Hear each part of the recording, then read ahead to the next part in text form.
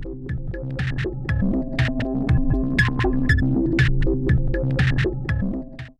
folks, I know it's been a hot minute since I put out a video, and apologize for that.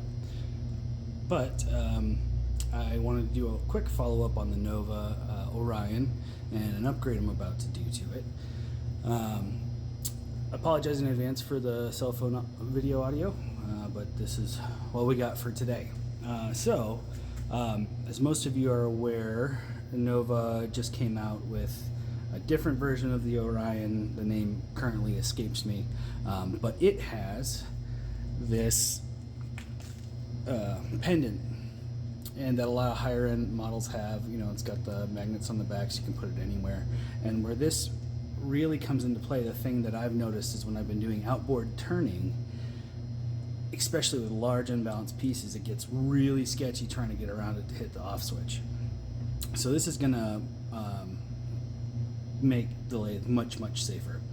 And additionally, so it comes with a whole new motherboard and programming, and that allows you to get speeds down to 50 RPM. Right now you're limited to 100, and it's a pretty simple changeover. And I just wanted to take a minute to show you guys how to do it, and show you a little bit of the functionality. So quickly, what you're gonna realize is it's just 6 screws. All you need is a Phillips head screwdriver, and I do want to note that this currently ships directly from their China factory, so you can order it through AliExpress. And if you have any concerns, the box is so well, let me see if I can get it. It's got like all the corner pieces reinforced. It arrived flawlessly. So I'm not worried, was not worried about shipping damage or anything. It was fast, it was great experience. So make sure you cleaned off your area. We're gonna blow it out once more once we get these guys out. We'll go ahead and get the screws out. I had already replaced this blister panel because I had gotten some holes from use and having a host of issues with it. So, Nova technical support was super helpful with that. They just went ahead and sent me a new one. So that's awesome. One thing I did notice on this new head unit is down here where the USB port is, it was just open before, and now it's got a little cover there, dust cover, which is awesome. So I'm just loosening these, and then I'll show you the changeover.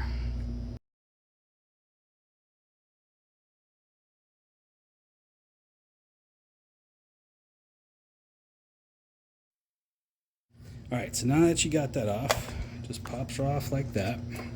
And as you can see, there's just one cord, and that comes right out.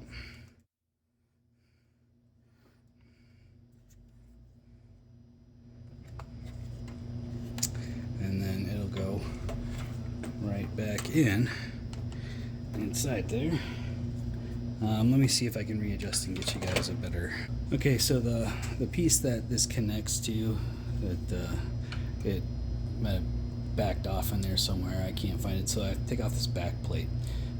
Now, obviously, my lathe was powered down before I started this. I also went ahead and unplugged it since I'm going to be getting inside it. This is all pretty straightforward. I would just, you've got this hand wheel in the way, you've got power cords, so just be careful when you take this off. I'll let you know if there's anything funky along the way that you need to look at, but it should be pretty straightforward. And we'll skip this so that way you don't have to watch me unscrew 1, 2, 3, 4, 5, 6, 7, 8 screws, 8 more screws. So I'll catch you up back. Okay, so to get the hand wheel off, just to remind you, you need to lock it, and then it is reverse threaded. So you take your knockout bar and you just pop it that way, and it should come right off for you.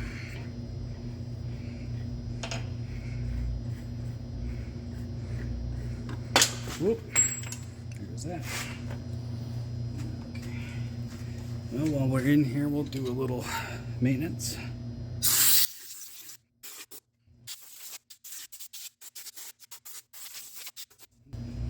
It's dustier than I thought it was. Alright, let's see here.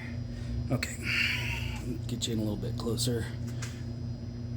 The port you're looking for is right there, and you should be able to, sorry, my lights are falling. You should be able to just insert it and get down in there. My fingers are just a little too fat to do it, so we're gonna do it this way.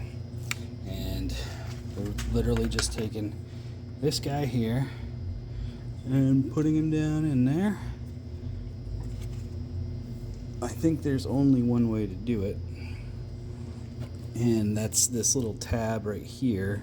There's, I don't know if you can see it on there, but this little tab at the back should line up towards the back of towards the back. So this should be facing out towards the housing, if all is correct. Let's see if my fat fingers can do it.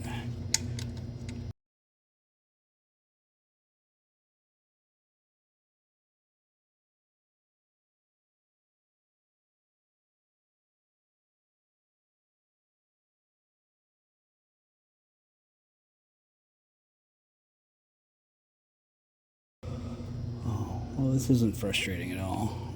It should be a simple fix, and probably if you're a little bit more dexterous than I am, which is not a high bar, you should be able to do this. But I am not dexterous enough, apparently. Alright, I'm going to grab my forceps. The ones I was really looking for, but do in a pinch. Larger forceps would probably be better.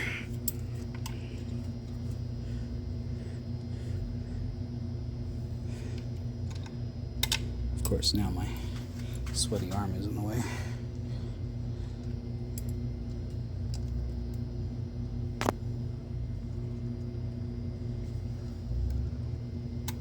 Oh, come on.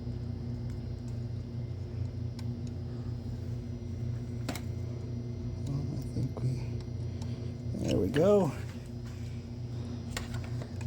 Just needed a more delicate touch than I have.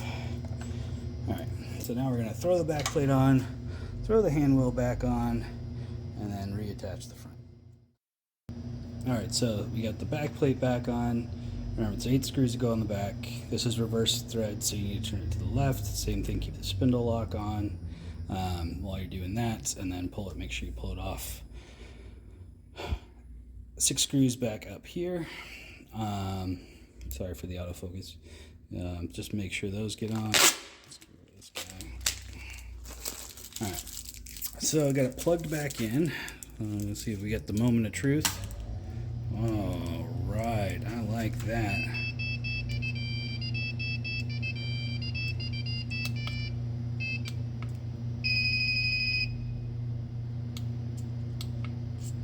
So I probably will have to go through and reset all my preferences. Oh, but look at that, we can go to 80. Alright, let's make sure this is all working correctly. Well, that's beautiful.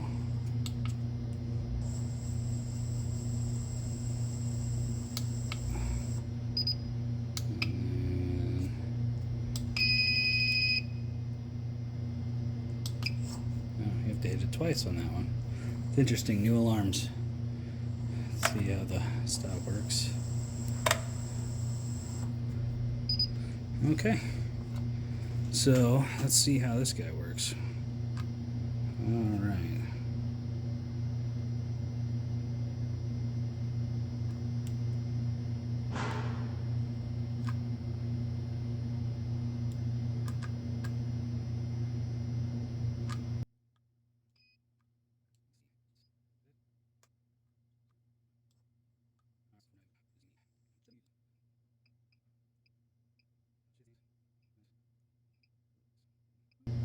That's nice. You can turn off the little beeps on this.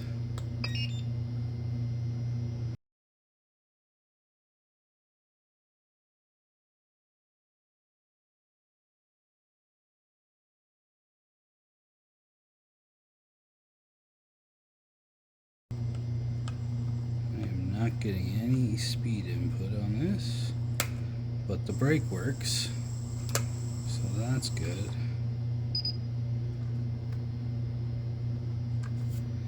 Alright, I'm gonna play this some more. Okay, so we got an email back from the technical guys, and we got a lot of it working in the meantime just by a restart. But what they said was a couple things that you should do is to go into your menu and then scroll down to wireless remote, hit OK, make sure the open channel is off, so it says no. You go down there and you just hit it and it'll say no, and then go up to pair new remote, and when you hit pair new remote you hit the off button on here and it beeps and you're paired and everything's good. So you got that going. It still does this thing where it flashes a bunch of times. You got to hold it down a little bit longer than 2 seconds, but it'll start. So here we go. It's flashing and then it stops flashing and goes. That's 50 RPM. That's pretty awesome for finishing. And then you can